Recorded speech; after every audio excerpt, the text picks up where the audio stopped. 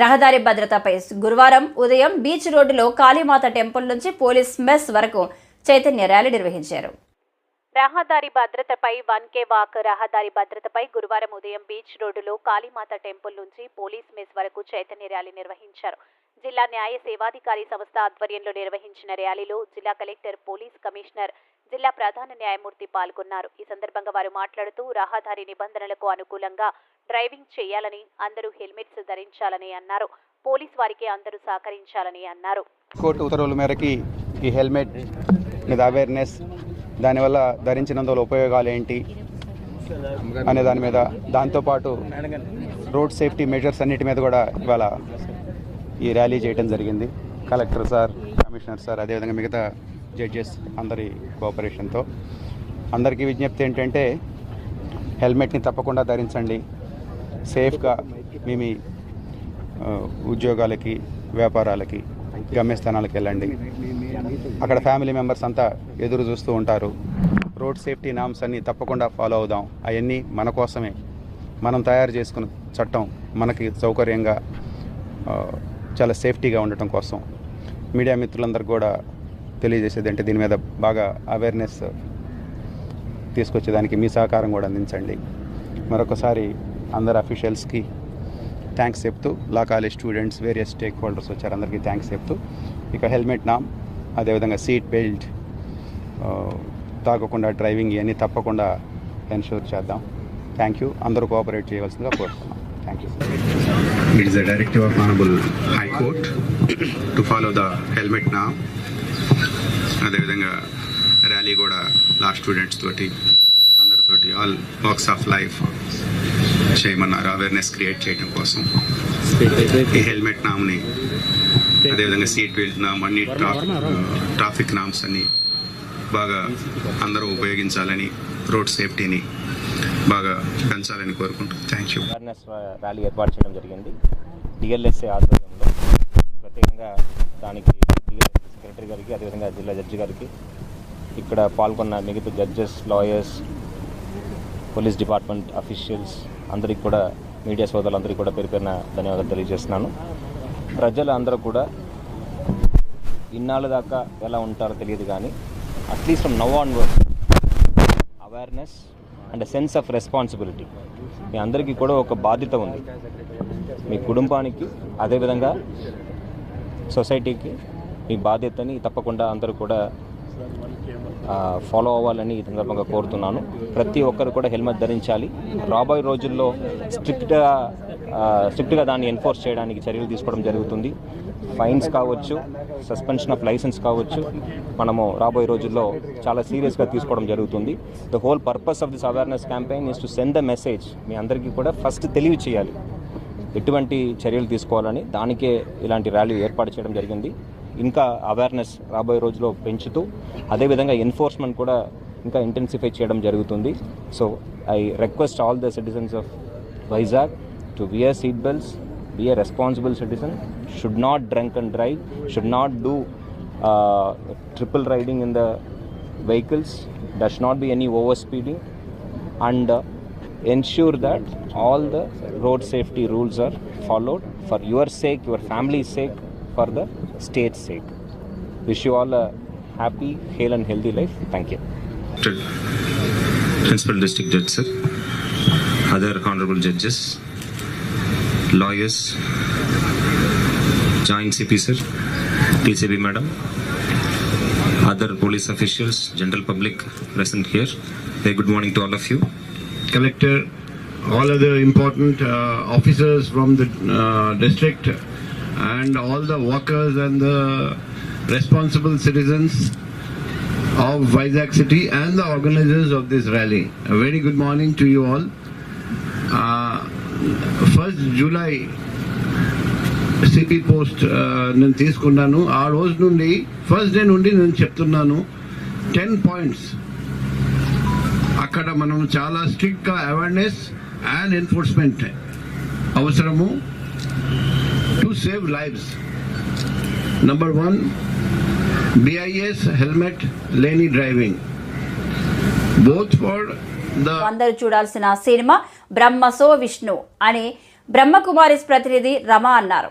ఈ మేరకు VJF press క్లబ్లో పోస్టర్ ఆవిష్కరణ కార్యక్రమం. అందరూ చూడాల్సిన సినిమా బ్రహ్మ సో విష్ణు. బ్రహ్మకుమారిస్ ప్రతినిధి రమ. విశాఖపట్నంలోని బ్రహ్మకుమారి స్థానిక సేవా కేంద్రాల వారు బ్రహ్మ సో విష్ణు అనే 1 గంట 10 నిమిషాలు ప్రదర్శించబడే హిందీ సినిమా యొక్క రిలీజ్ జూలై 20, 21వ తేదీలలో సురేష్ ప్రొడక్షన్స్ వారి ద్వారా సుప్రసిద్ధ సినీ డైరెక్టర్ ముప్పాలనేని శివ డైరెక్షన్లో విడుదలవుతున్న శుభ సందర్భంగా ప్రెస్ మీట్ను డాబా గార్డెన్స్లోని Vizag journalist forum press club నందు గురువారం పలువురు సినీ ప్రముఖులు సమక్షంలో నిర్వహించారు. ఈ సందర్భంగా బ్రహ్మ కుమారిస్ ప్రతినిధి రమ మాట్లాడుతూ, సాక్షాత్తు భగవంతుని ప్రేరణతో ఒక సామాన్య మానవుడు మాధవునిలాగా ఎలా పరివర్తన చెందాడు అన్నదే బ్రహ్మసో విష్ణు హిందీ సినిమా కథాంశమని తెలిపారు. ఈ సినిమా చూసిన వారికి సత్యమైన భగవంతుని పరిచయ భాగ్యం కలిగిస్తుందన్నారు. మీడియా సమావేశంలో బ్రహ్మకుమారి సంస్థ ప్రతినిధులు యోగా టీచర్ చంద్రశేఖర్, ధనుంజయ్, మేజిక్ మేత, మెటీషియన్ హర్షవర్ధన్ పాల్గొన్నారు. హైదరాబాద్లో నెలకొందండి.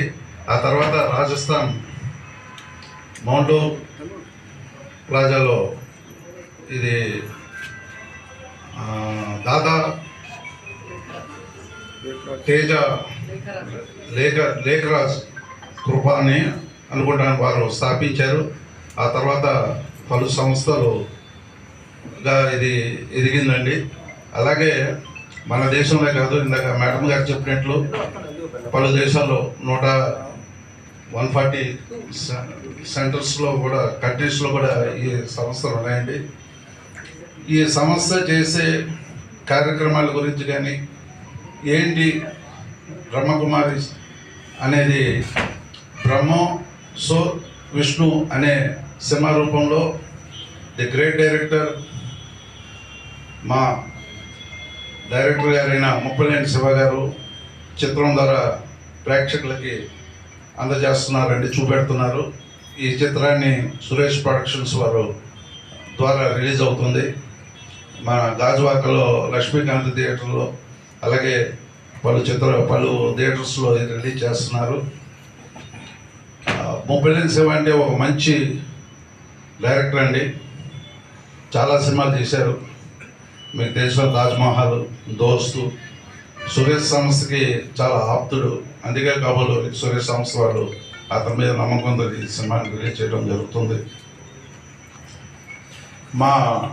మన వైజాగ్ నుంచి కూడా ఒక ఆర్టిస్ట్ని దోస్తు అనే సినిమాలో అఖిల్ కార్తిక్ గాజువాకలో ఉంటాడు, అబ్బాయిని కూడా ఇంట్రొడ్యూస్ చేయడం జరిగింది. నాకు శివగారు రాత్రి ఫోన్ చేసి, మరి గంటల శ్రీనిబాబు గారు ఏం చెప్పారంటే తెలియదు కానీ, ప్రసన్న నువ్వు కంపల్సరీగా వెళ్ళాలి, ఫస్ట్ టికెట్ నువ్వు తీసుకో అని చెప్పడం జరిగింది. తప్పకుండా వెళ్తాను సార్ నేను. అందులో గంటల శ్రీనిబాబు అంటే మాకు ఒక ప్రత్యేకమైన అభిమానం ఉంది. ఆయన సాధారణంగా ఏ ప్రోగ్రామ్స్ పిలిస్తే ఒక మంచి కార్యక్రమాన్ని పిలవడం జరిగింది. అలాగే పట్నాయక్ గారు కూడా లాస్ట్ టైం ఒక స్కూల్ ఫంక్షన్ తీసుకుని వెళ్ళారు. రమకే గారు కూడా తెలియజేయాలనుకుంటున్నాను. రమకే గారు కార్యక్రమం అయిపోయినట్టున్నా సరే ఈ కార్యక్రమాన్ని ఎంతో ముగిస్తామని తెలియజేసుకుంటూ చివరిగా రమకే గారిని ఈ సినిమాకు సంబంధించిన విశేషాలు తెలియజేయాలనుకుంటున్నాను.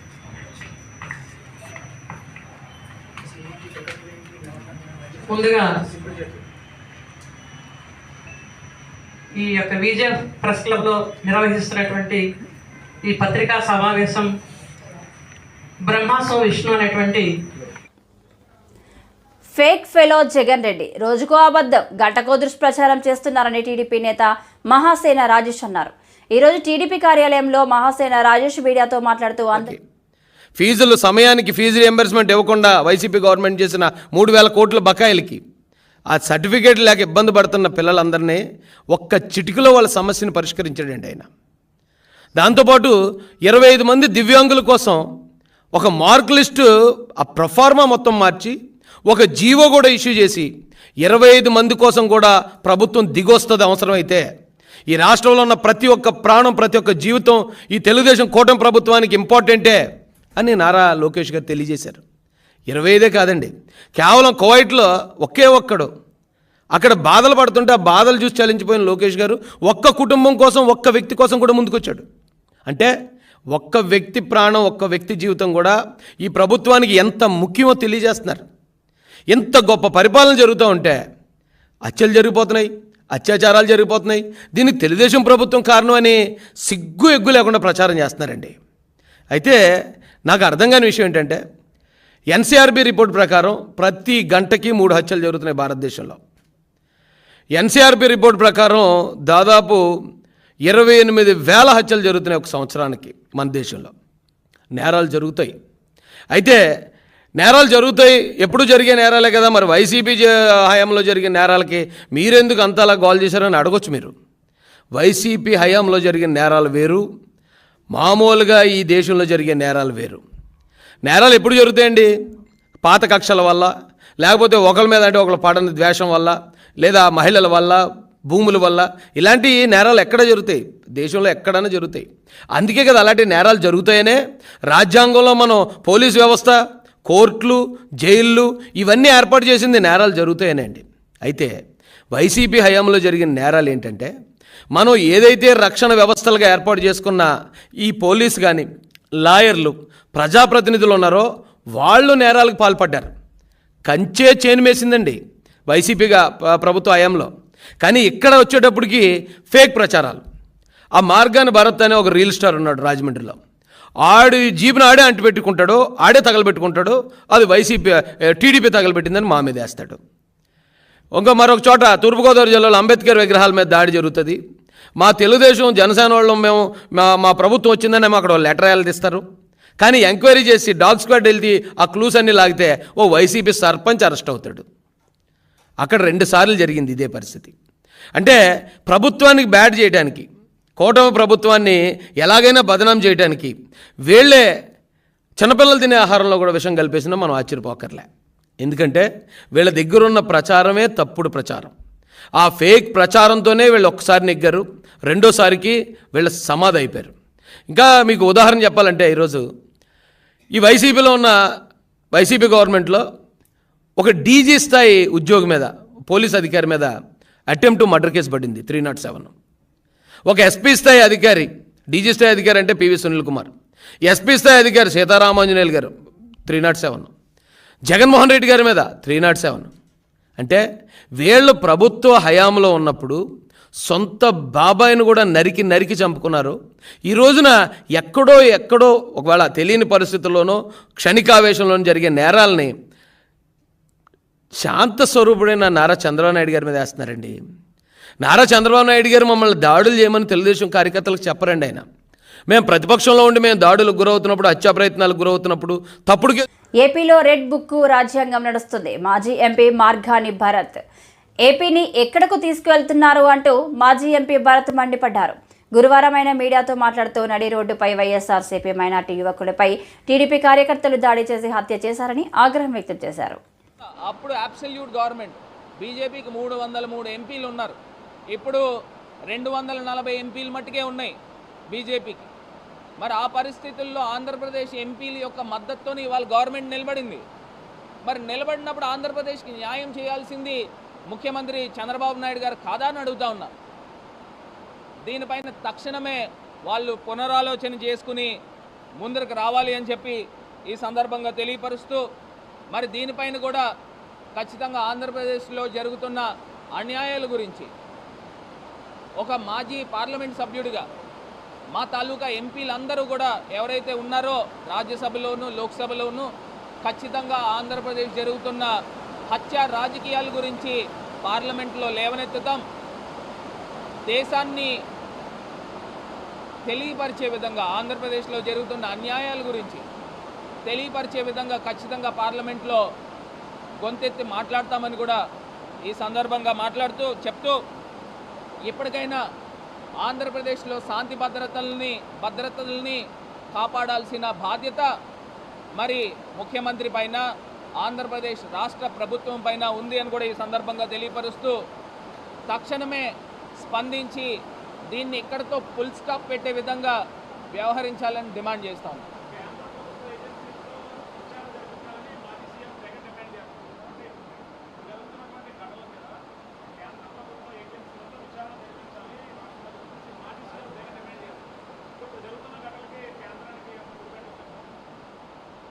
ఇప్పుడు జరుగుతున్న ఘటనలకి. అవును.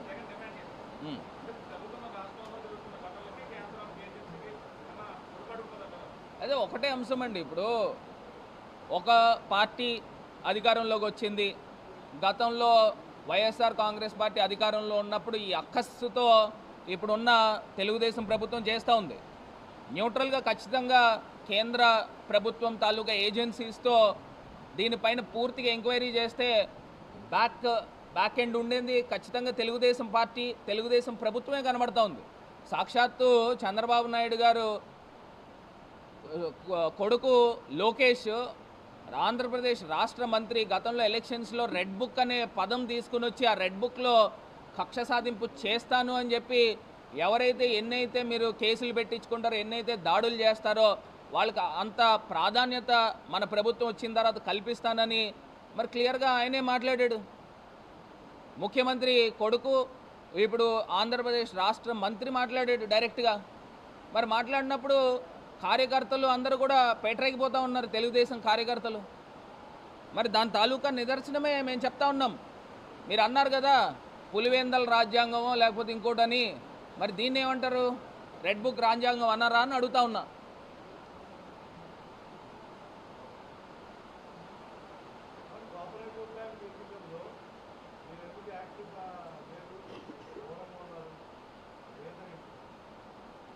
ఇప్పుడు ఒకటండి, కోఆపరేటివ్ బ్యాంకు స్థానికంగా జరుగుతూ ఉన్నది ఎలక్షన్స్.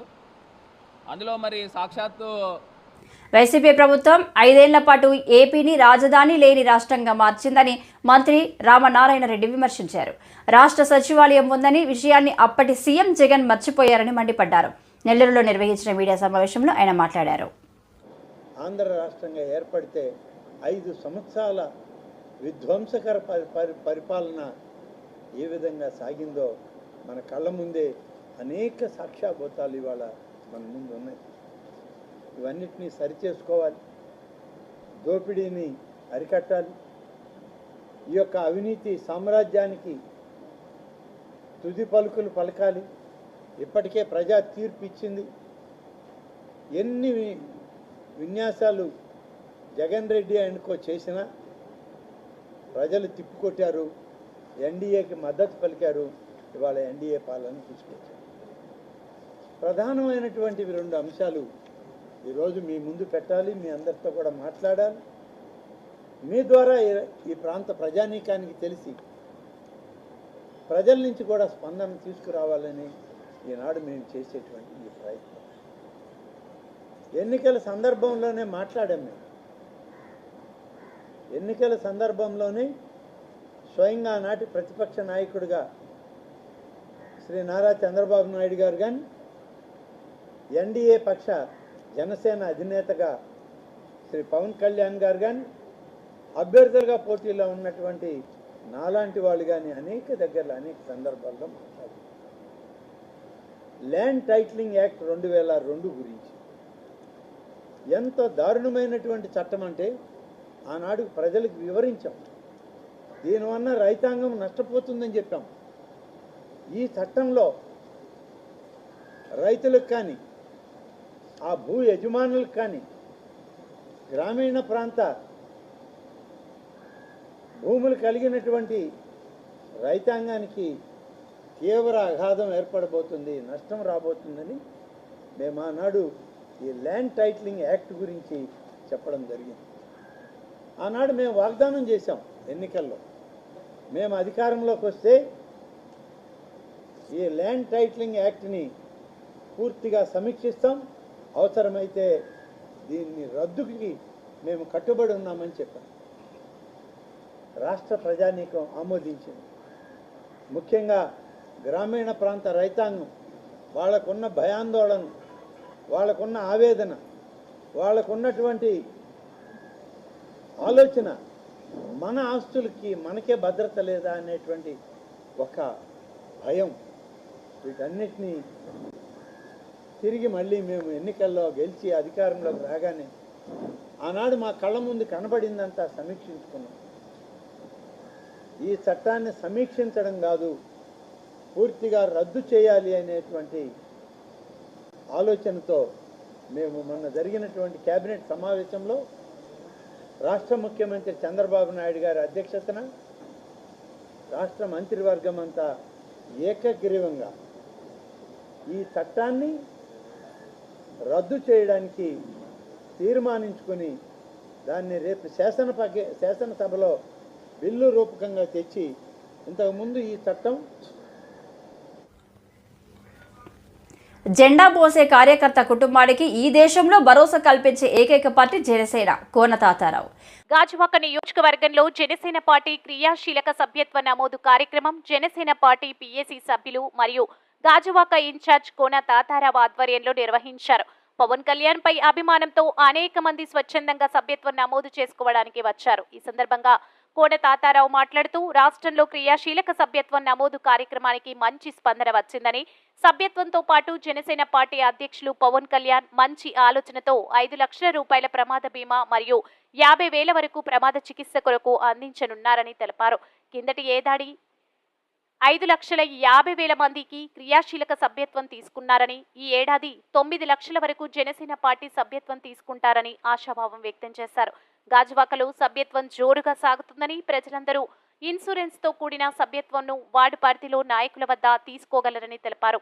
ఇతర రాష్ట్రాల రాజకీయ పార్టీలు కూడా జనసేన పార్టీ ఇన్సూరెన్స్ తో కూడిన సభ్యత్వాన్ని ఆదర్శంగా భావించి సభ్యత్వ నమోదు కార్యక్రమాలు నిర్వహించాలని భావిస్తున్నారని కోన తాతారావు తెలిపారు. మా పార్టీ పెద్దలందరికీ హృదయపూర్వక నమస్కారం. మీడియా వారికి స్వాగతం తెలియజేస్తున్నాం. ఈరోజు దేశంలో ఏ రాజకీయ పార్టీ చేయనటువంటి ప్రక్రియ ఇవాళ జనసేన పార్టీ అధ్యక్షులు శ్రీ పవన్ కళ్యాణ్ గారు చేపట్టారు. పార్టీ జెండా మోసే ప్రతి కార్యకర్తకి పార్టీ భరోసాగా ఉండాలని, పార్టీ జెండా మోసే కార్యకర్తల కుటుంబానికి పార్టీ అధ్యక్షులు శ్రీ పవన్ కళ్యాణ్ గారు అండగా ఉండాలనే ఆలోచనతో దేశం మొత్తం మీద 144 పార్టీలు దాదాపుగా ఉంటే అందులో మొట్టమొదటి రాజకీయ పార్టీగా జనసేన పార్టీ ఈ ఇన్సూరెన్స్ ప్రక్రియ అనేటువంటిది సాధారణ మెంబర్షిప్ తీసుకుంటూనే దాంతోపాటు ఇన్సూరెన్స్ అనేటువంటిది ఇవ్వటం మొట్టమొదటిసారి, తొలిసారి. ఇది ఇతర రాష్ట్రాల్లో కూడా అనేక పార్టీలు ఈ విధానాన్ని అనుసరించడానికి పవన్ కళ్యాణ్ గారితో సంప్రదించడం, వారితో మాట్లాడడం, ఇది ఏ విధంగా ఇంప్లిమెంట్ చేస్తున్నారనే దాని మీద. ఎందుకంటే ఈ స్కీమ్ ఆదర్శవంతమైంది. మాకు ఇప్పటికే రాష్ట్రంలో 5,60,000 మంది క్రియాశీలక సభ్యులు ఉన్నారు. అలా ఏదైనా ప్రాంతీయ పార్టీకి క్రియాశీలక సభ్యత్వం ఉన్నటువంటిది 5,60,000 మంది ఎక్కడా లేరు. అది కేవలం జనసేన పార్టీకి ఉన్నారు. ఈ సంవత్సరం దీన్ని 9 లక్షల మందితో మేము రాష్ట్ర వ్యాప్తంగా మెంబర్షిప్ సభ్యత్వ నమోదు చేపట్టాలని, తద్వారా ముందుకెళ్ళాలనుకుంటున్నాం. అయితే మేము ఇదివరకు కంటే ఇప్పుడు ఈ సంవత్సరం మొన్న రాజకీయ ఎన్నికల్లో వచ్చినటువంటి ఫలితాలను చూసి మా అధ్యక్షులు పవన్ కళ్యాణ్ గారు ఉప ముఖ్యమంత్రిగా ప్రమాణ స్వీకారం చేయటం, మా ఎమ్మెల్యేలు కూడా 21 మంది, ఎంపీలు 22 మంది, ఎమ్మెల్సీలు వీళ్ళందరూ అధికారం రావటం ఇదంతా ఒక ఉత్సాహంగా తీసుకొని ఈసారి ఎక్కువ సంఖ్యలో చేయాలని ప్రజలు అనుకుంటున్నారు. చాలామంది ప్రజలు మాకు మెంబర్షిప్ కావాలని 3 రోజుల నుంచి అందరూ కోరుతూ ఉన్నారు. ఈ సందర్భంగా పాతగా జంక్షన్లో ఇది ఎవరికి వాళ్ళు చేస్తారు. మా వాలంటీర్స్ ఉన్నారు, మా నాయకులు వాళ్ళు చేస్తారు. వార్డు అధ్యక్షులు అన్ని వార్డులకు ఉన్నారు. అన్ని వార్డులో వార్డు అధ్యక్షుల ఆధ్వర్యంలో ఈ కార్యక్రమం చేపడతారు. దానికి తోడు ఎవరికైనా సరే పబ్లిక్ కూడా